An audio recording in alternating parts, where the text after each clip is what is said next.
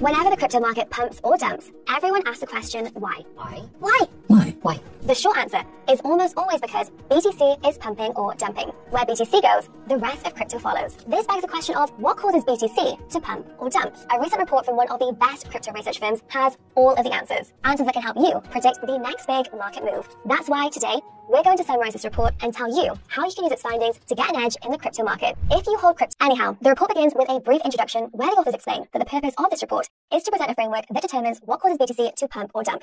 Notably, this framework accounts for the fact that some of these factors change and interact with each other. However, the authors caution that it is theoretically impossible to predict BTC's price action with 100% certainty, and that there could be other frameworks that are much more accurate. Even so, the authors believe that their framework serves as a good starting point for figuring out what makes BTC's ticker tick. This ties into the second part of the report, which seeks to set a foundation for the author's framework. The authors underscore the fact that BTC is not only scarce, but its supply is predetermined by Bitcoin's protocol rules.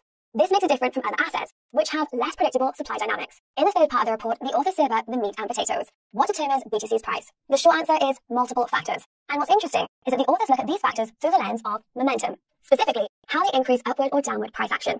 They again highlight the fact that these momentum factors can interact with each other, and they often take turns being the primary drivers of BTC's price action.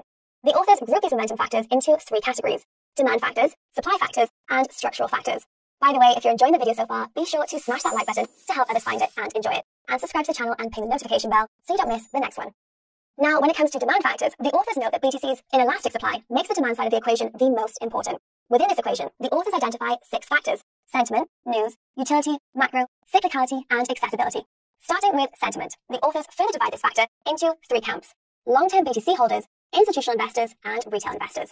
The sentiment of long-term BTC holders can be assessed using on-chain analysis. For institutions, it can be assessed by analyzing the trading of BTC futures on TradFi exchanges like the CME.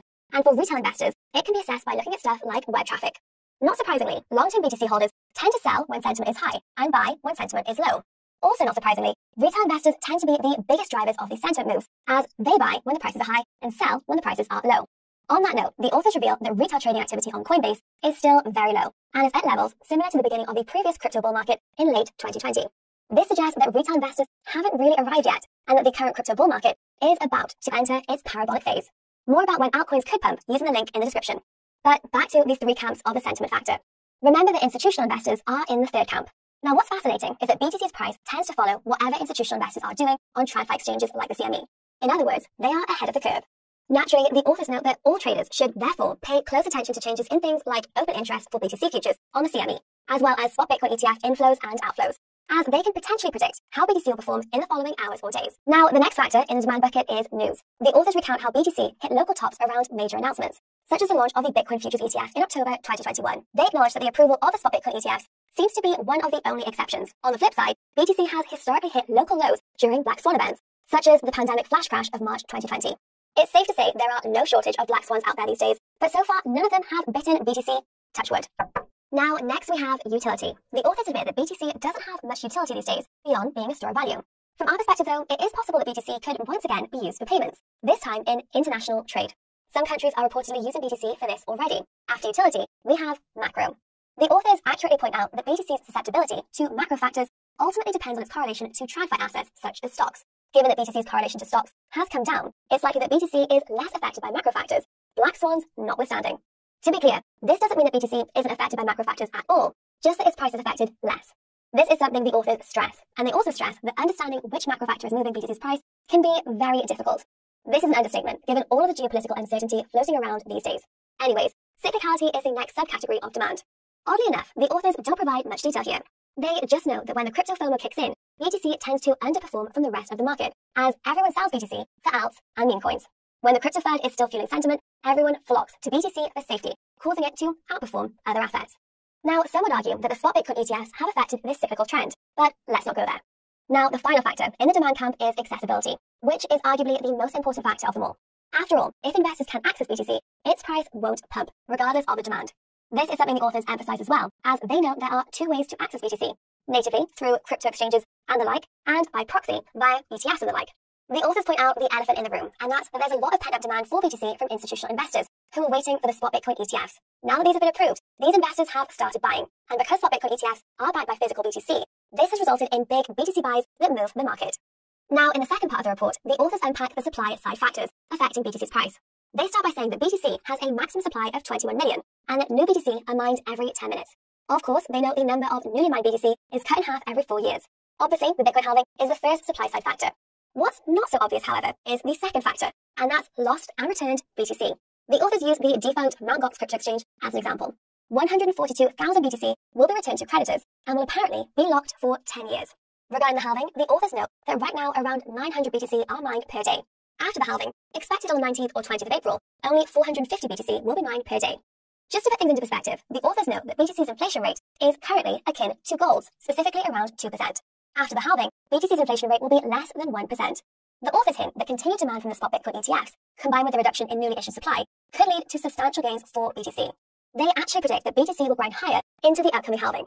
That's simply because speculators will likely try to position for this key crypto catalyst, or rather, what comes after it. The authors note that the crypto bull market tends to occur in the year after the halving, and that speculators will try to price that in. Historically, this is translated to 14% gains pre-halving. Funnily enough, the authors don't seem to say anything definitive about BTC's price immediately after the halving, just that the supply reduction eventually leads to higher prices. Our research suggests that BTC's price immediately after the halving could be neutral to negative, based on the past halving cycles. This is presumably because the speculative bubble deflates and BTC reverts to the mean. In any case, regarding lost and returned BTC, the authors remind the reader that Bitcoin creator Satoshi Nakamoto is believed to hold 1 million BTC, which could, theoretically, be sold at a moment's notice. They admit that this is very unlikely, but the BTC still has other, much more probable supply shock risks. Besides the return of BTC from Mt. Gox, the US government still holds around 200,000 BTC it seized from the Silk Road Darknet marketplace and the like.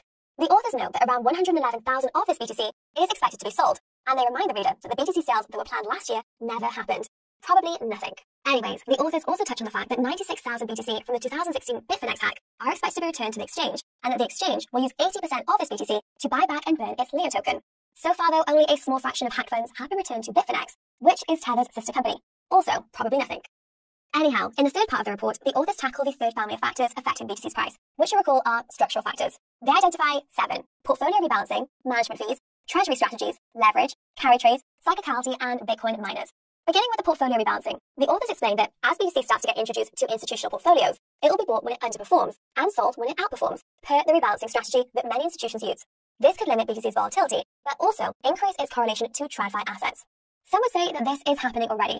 Regardless, the next factor is management fees. The authors point to another elephant in the room, and that's Grayscale's Spot Bitcoin ETF. For context, it has the largest management fees of any ETF by a wide margin. These management fees are likely contributing to the outflows from its ETF. The thing is that this isn't unique to Grayscale's Spot Bitcoin ETF, at least not in the way that you think. You see, to pay these management fees, the asset managers periodically sell some of the ETF shares, which in practical terms means selling small amounts of BTC. For reference, the authors use Grayscale's GBTC Trust, which was selling 32 BTC per day as part of its management fees. Thankfully, the fact that everyone is switching to using low-cost ETFs means that the amount of BTC being sold as management fees each day will decline to around 6.5 BTC per day in total. When it comes to cyclicality, meanwhile, in this case, the authors focus on taxation. They note that after a big year, investors may have large capital gain bills that they need to pay off and imply that this can result in sell pressure in the short term. Come to think of it, it's possible. This is why crypto has been selling off lately. Whatever the case, the next factor is treasury strategies. The authors rightfully point out that Tether has been one of the biggest contributors to this factor, and it committed to purchasing BTC using 15% of its net profits last May. Since that time, Tether has bought tens of thousands of BTC, creating a sort of structural support for its price. The authors note that Tether's BTC buys also make it a counter-cyclical force, because the more the interest rates rise, the more BTC that Tether can buy. For those unfamiliar, BTC typically declines when interest rates rise. The catch is that this assumes that USDT's supply doesn't shrink, and that it likely would if rising rates would bring down the rest of the market. Most USDT demand comes from trading. Speaking of trading, leverage is another crucial structural factor affecting BTC's price. The authors reveal that retail investors are the main parties using leverage to go long or short, whereas more experienced participants, like market makers, often take the other side of the trade. They also repeat something that regular Coin Bureau viewers should know, and that's the liquidations of leverage longs cause BTC to fall lower than expected, whereas short squeezes cause BTC to rally higher than expected. It's important to note that leverage plays a role primarily in short-term moves. Now, in terms of carry trades, the authors explain that this involves experienced market participants taking advantage of the discrepancies between funding rates for different trading instruments. In plain English, they will buy or sell BTC along with longing or shorting the current direction of the market when there's a discrepancy between spot and futures prices. Finally, we have Bitcoin miners, who often have to sell most of their BTC to fund their operations. The only two exceptions are when BTC's price is rising, a lot like it is now, and when interest rates are close to zero. In the case of the former, miners don't have to sell as much BTC as in the case of the latter, as they can take on debt instead of selling BTC. The caveat is that miners may be forced into selling more BTC after the halving if its price is lower, something the authors stop short of saying. History has also shown that when miners take on lots of debt, they run the risk of being forced to sell BTC to pay back these debts in the future, particularly when interest rates are rising. Now, in the fourth and final part of the report, the authors provide a few examples of how you can use their framework to trade BTC. They provide this handy infographic, which shows you how all of the factors in the framework have affected BTC's price over the last 4 years by their estimation. They then provide a breakdown of how these factors affected BTC's price each quarter in 2020, 2021, 2022, 2023, and 2024 so far. For the purpose of this video, we'll stick to the 2024 analysis, as it's the most relevant. So far, only one quarter has passed, and the only negative factor seems to be leverage. As you might have guessed, the authors note that retail investors are to blame, and that a good chunk of the upside and downside volatility that we've seen since the start of the year is because of their reckless leverage trades. Fortunately, all of the other factors appear to be positive, save for macro, which is not noted as a negative for some reason. What's even more fortunate is that the authors forecast that most of the factors in their framework will be positive in the remaining quarters. The only exceptions are leverage, which the authors note as being an ever-present short-term hurdle, and also uncertainty around macro factors, which I just noted. Unfortunately, the positive factors may not be as positive for altcoins. That's because the market structure in the altcoin market has changed. For example, US and UK users can no longer access the offshore exchanges, where the most promising altcoins are traded, and users in the EU will experience stablecoin restrictions starting in July. This brings me to the big question, and that's how you can use the findings of this report to get an edge in the crypto market. The answer is to be aware of each factor and how it's affecting BTC's price, and in turn, being aware of how BTC's price tends to affect the rest of the crypto market. To recap, there are 3 categories of factors: demand factors, supply factors, and structural factors. The demand factors are sentiment, news, utility, macro, cyclicality, and accessibility. The supply factors are in the halving and loss of found coins. Structural factors are portfolio rebalancing, management fees, treasury strategies, leverage, carry trades, cyclicality, and miners. As the authors noted throughout this report, BTC's short-term price action is the most affected by factors where retail investors play a big role. This means mainly sentiment, news, and leverage. The other factors seem to pertain more to BTC's longer-term price action and to institutional investors. There is one important exception though, and that's macro. If there's some big macro factor that spooks institutional investors, this can likewise have an immediate effect on BTC's price action. The recent spike in oil prices is the perfect example. It caused crypto and stocks to slump, with crypto being dragged lower because of the retail sentiment and leverage. Logically then, if you're looking to get an edge in the crypto market, you need to focus on retail sentiment. Think about how certain headlines are likely to affect retail sentiment, and how prices could be impacted by leverage. In the case of altcoins, you need to factor in accessibility for the reasons that I mentioned earlier. Assessing retail sentiment can be done using various sentiment indicators. Now, the best one of all probably is what's being said on crypto Twitter. The same thing is true for assessing how retail investors are reacting to certain headlines. As for the leverage, this can be tracked by looking at liquidation heat maps.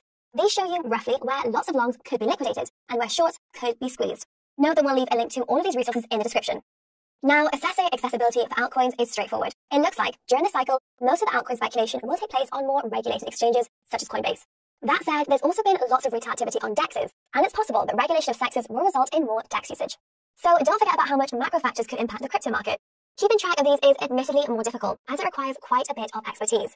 One shortcut you can use is to listen to podcasts featuring macro experts. Just make sure you're getting a wide range of opinions. Lastly, factor in the extra volatility that altcoins experience relative to BTC. As a rule of thumb, altcoins are between 50 and 200% more volatile than BTC. That means if BTC pumps, most altcoins will eventually go up by 50% to 2x more. And the same is true if it dumps. Altcoins tend to perform the best when BTC is trading sideways, which we haven't really seen yet. By keeping track of sentiment, current and potential future headlines, leverage, accessibility, and macro, you should be able to get an edge in the crypto market that most crypto investors and traders don't have.